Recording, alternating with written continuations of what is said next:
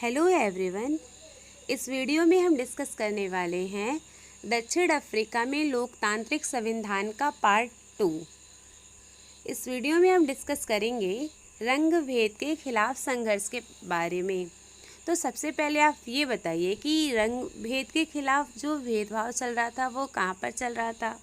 तो ये सिंपल सा आंसर आपको यहाँ पर दिखाई भी दे रहा होगा। दक्षिण अफ्रीका के बारे में यहाँ पर बात की जा रही है। दक्षिण अफ्रीका में क्या हो रहा था, वहाँ पर भेदभाव हो रहा था। कैसा भेदभाव हो रहा था, वहाँ पर ब्लैक एंड वाइट पीपल के बीच में भेदभाव हो रहा था। ठीक है, काले और गोरों के बीच में भेदभाव हो रहा था। तो यहाँ पर हम डिस्कस करने वाले हैं रंग भेद के खिलाफ संघर्ष के बारे में। यहाँ पर सबसे पहले ही दिया हुआ है रंग भेद के बारे में। ठीक है, रंग भेद का मतलब हुआ दक्षिण अफ्रीका में कलर को लेके भेदभाव किया जाता था। वहाँ पर जो ब्लैक पीपल थे, काले लोग थे, काले लोगों को अश्वेत बोला जाता था। तो वहाँ पर भेदभाव किया जाता था। अब यहाँ पर पूरा स्टोरी दिया हुआ है। ठीक है, तो दिया है कि रंग भेद नस्ल के भेदभाव पर आधारित उस व्यवस्था का नाम है जो दक्षिण अफ्रीका में विशिष्ट तौर पर चलाई गई। दक्षिण अफ्रीका में क्या हो रहा था, स्किन को लेके भेदभाव किया जाता था, गोरे और कालों के बीच में भेदभाव किया जाता था। इस व्यवस्था को ही बोला जाता था रंग भेद। ओके, दक्षिण अफ्रीका पर यह व्यवस्था यूरोप के गोरे लोगों ने की थी। अब यहाँ पर दक्षिण अफ्रीका में ये भेदभाव हो रहा था, तो ये भेदभाव कर कौन रहा था, वहाँ की गोरी सरकार। तो यहाँ पर दिया हुआ है कि दक्षिण अफ्रीका पर यह व्यवस्था यूरोप के गोरे लोगों ने थोपी थी। वहाँ पर जो गोरे लोग थे वो काले लोगों पे, अश्वेत लोगों पे अत्याचार करते थे। ओके, 17वीं और 18वीं सदी में व्यापार करने आई यूरोप की कंपनियों ने दक्षिण अफ्रीका को भी उसी तरह हथियारों के बल पर जोर जबरदस्ती गुलाम बनाया, जैसे भारत को गुलाम बनाया गया था, सेम वैसे ही यहाँ पर दक्षिण अफ्रीका क्या एक देश का नाम है। ठीक है, 17वीं और 18वीं सदी में व्यापार करने आई यूरोप की कंपनी ने दक्षिण अफ्रीका को ही वैसे ही गुलाम बनाया जैसे भारत को गुलाम बनाया था। वहाँ पर भी सबसे पहले ट्रेड करने के बहाने दक्षिण अफ्रीका में यूरोपीय कंपनी एंटर की थी। जैसे हमारे यहाँ इंडिया में 16वीं शताब्दी में कब आई थी, ब्रिटिशर कब आए थे इंडिया में, 16वीं शताब्दी में आए थे। किस बहाने आए थे, ट्रेड करने के लिए आए थे, व्यापार करने के लिए आए थे। ऐसे ही सेम दक्षिण अफ्रीका में भी यूरोपी कैसे आए, ट्रेड करने के बहाने दक्षिण अफ्रीका में एंटर किए। ठीक है, दक्षिण अफ्रीका में आए, जैसे इंडिया को गुलाम बनाया वैसे ही दक्षिण अफ्रीका को भी गुलाम बनाया। परंतु भारत से निकल कर काफ़ी बड़ी संख्या में गोरे लोग दक्षिण अफ्रीका में जाकर बस गए।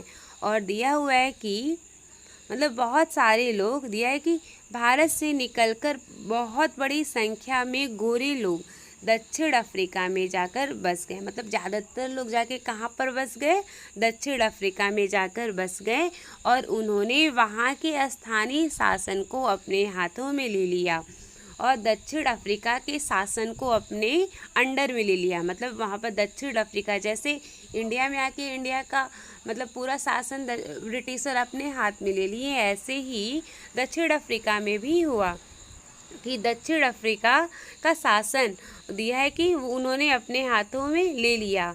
उन्होंने वहाँ के स्थानीय शासन को अपने हाथों में ले लिया। रंग भेद की राजनीति ने वहाँ के लोगों को उनकी चमड़ी के रंग के आधार पर बांट दिया। अब रंग भेद नीति के आधार पे वहाँ के लोगों को चमड़ी के रंग मतलब वहाँ के स्किन के कलर के आधार पे उन्हें बांट दिया गया। यहाँ दिया है रंग भेद की राजनीति ने वहाँ के लोगों को उनकी चमड़ी के रंग के आधार पे बांट दिया गया। वहाँ पर जिनका स्किन के कलर के हिसाब से वहाँ के लोगों को बांट दिया गया। ठीक है, दक्षिण अफ्रीका में क्या हुआ कि लोगों को उनके स्किन के हिसाब से बांट दिया गया था। ओके, और दक्षिण अफ्रीका में जितने भी लोग थे उनके स्किन का कलर क्या था, ब्लैक था। ठीक है, दक्षिण अफ्रीका है तो दक्षिण अफ्रीकी लोगों के स्किन का कलर क्या था, तो स्किन कलर था, ब्लैक था। और दक्षिण अफ्रीका में सबसे ज़्यादा कौन लोग होंगे, दक्षिण अफ्रीकी लोग होंगे। ये जाहिर सी बात है कि दक्षिण अफ्रीका में दक्षिण अफ्रीकी ज़्यादा होंगे। ठीक है, तो दक्षिण अफ्रीका में 3/4 जो ये पॉपुलेशन थे, ये इतना पूरा दक्षिण अफ्रीकी थे। और वहाँ पर गोरी सरकार कितनी थी, गोरी सरकार सिर्फ इतना था, मतलब ज़्यादा दक्षिण अफ्रीकी थे। और इतना मतलब ये जो चौथाई वाला हिस्सा है ये वहाँ पर गोरी सरकार थी। तो वहाँ पर क्या हुआ था, दक्षिण अफ्रीका में श्वेत और अश्वेत के बीच भेदभाव होता था। अब यहाँ ध्यान दीजिए, दक्षिण अफ्रीका के स्थानीय लोगों की चमड़ी का रंग काला होता है।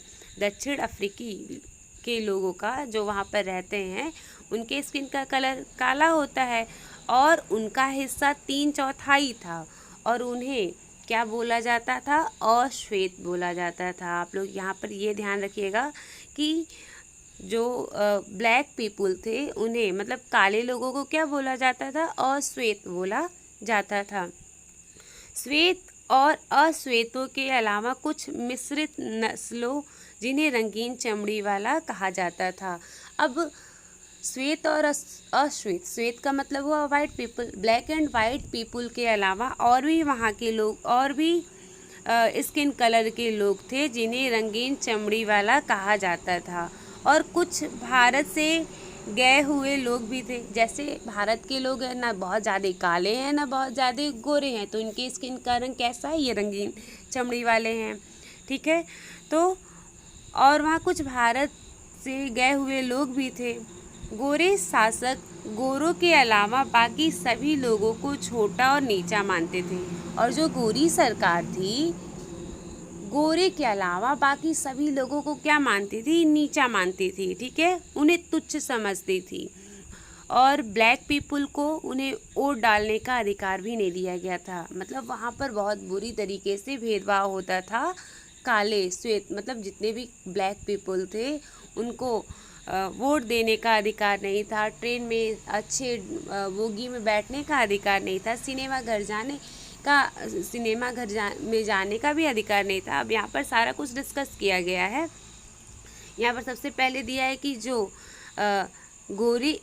यहाँ पर है गोरे शासक गोरे के अलावा बाकी सभी लोगों को क्या मानते थे, छोटा और नीचा मानते थे। ठीक है, गोरे जो सरकार थे, जो वहाँ पर किसका गवर्नमेंट चलता था, गोरी सरकार का चलता था। ठीक है, तो वो गोरे के अलावा सभी को नीचा और छोटा मानते थे। ठीक है, और जो काले वाले थे, श्वेत थे, रंगीन चमड़ी वाले थे, इन्हें जो गोरी सरकारें नीचा मानते थे और उन्हें वोट डालने का भी अधिकार नहीं था। अश्वेतों को गोरों की बस्तियों में रहने की इजाज़त नहीं थी। अब यहाँ पर दिया हुआ है जितना भी भेदभाव हो रहा था दक्षिण अफ्रीका में, हम लोग शुरू से पढ़ते आए हैं ऐसे में कि महात्मा गांधी दक्षिण अफ्रीका में गए तो दक्षिण अफ्रीका में रंग भेद, वहाँ पर संघर्ष हो रहा था। अब यहाँ पर जानेंगे कि दक्षिण अफ्रीका में आखिर हो क्या रहा था। ठीक है, तो अश्वेतों का मतलब ब्लैक पीपल। ठीक है, अश्वेतों को गोरों की बस्तियों में रहने की इजाज़त नहीं थी। जो अश्वेत थे वो गोरों की बस्तियों में उन्हें रहने की इजाज़त नहीं दी गई थी। परमिट होने पर ही वे वहां जाकर काम कर सकते थे। परमिट का हुआ परमिशन, बिना परमिशन के वे काम पे नहीं जा सकते थे। दिया कि परमिट होने पर ही वे वहां जाकर काम कर सकते थे। रेलगाड़ी, बस, टैक्सी, होटल, अस्पताल, स्कूल और कॉलेज, पुस्तकालय, सिनेमाघर, नाट्यगृह, समुद्र तट, तरणताल और सार्वजनिक शौचालय आदि में गोरों और कालों के लिए अलग अलग व्यवस्था थी। अब यहाँ पर दिया हुआ है कि रेलगाड़ी, बस, टैक्सी, होटल, अस्पताल, स्कूल, कॉलेज, पुस्तकालय, हर जगह व्यवस्था अलग थी। गोरे के लिए अलग व्यवस्था थी, काले लोगों के लिए अलग व्यवस्था थी। यहाँ पर दिया कि गोरे और काले लोगों के लिए अलग अलग व्यवस्था थी। इसे पृथक्करण या अलग अलग करने की व्यवस्था कहा जाता था। काले लोग गोरों के लिए आरक्षित जगह तो क्या उनके गिरजाघर तक में नहीं जा सकते थे। जो काले लोग थे वो जहाँ पर गोरे लोग पूजा करते थे, गिरजाघर का मतलब हुआ चर्च, ठीक है, क्योंकि गोरे लोग क्रिश्चियन होते हैं, ईसा मसीह का पूजा करते हैं। तो गोरे लोग जहाँ पूजा करते थे, जहाँ पर प्रे करते थे, वहाँ काले लोग जा नहीं सकते थे। दिया हुआ है कि उनके गिरजाघर तक भी नहीं जा सकते थे। अश्वेतों को संगठन बनाने और इसे भेदभावपूर्ण व्यवहार का विरोध करने का भी अधिकार नहीं था। अब वहाँ पर ये भेदभाव हो रहा था, लेकिन ब्लैक पीपल को विरोध करने का भी अधिकार नहीं था। आगे दिया हुआ है कि सन 1950 से ही अश्वेत, रंगीन चमड़ी वाले और भारतीय मूल के लोगों ने रंगभेद प्रणाली के विरुद्ध संघर्ष किया और 1950 से जितने भी काले लोग थे, रंगीन चमड़ी वाले थे और जो इंडिया से साउथ अफ्रीका गए थे, उन्होंने रंगभेद प्रणाली के विरुद्ध संघर्ष किया, स्ट्रगल किया, इसका विरोध किया। ओके, उन्होंने विरोध प्रदर्शन किए और हड़तालें भी की और रंगभेद के खिलाफ उन्होंने संघर्ष किया, विरोध किया और हड़तालें भी की। भेदभाव वाली इस शासन प्रणाली का विरोध करने वाले सभी संगठन अफ्रीकी नेशनल कांग्रेस के झंडे तले एकजुट हो गए। इनमें कुछ मजदूर संगठन थे और कम्युनिस्ट पार्टी भी शामिल थे।